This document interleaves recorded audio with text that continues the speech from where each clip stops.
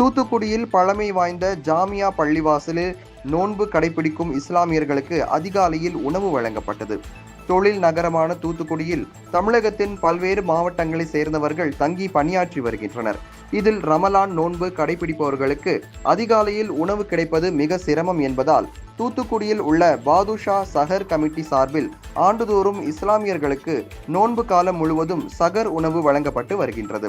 ரமலான் நோன்பு இன்று தொடங்கிய நிலையில் ஜாமியா பள்ளிவாசலில் நோன்பு கடைபிடிக்கும் இஸ்லாமியர்களுக்கு அதிகாலை சகர் உணவு வழங்கப்பட்டது.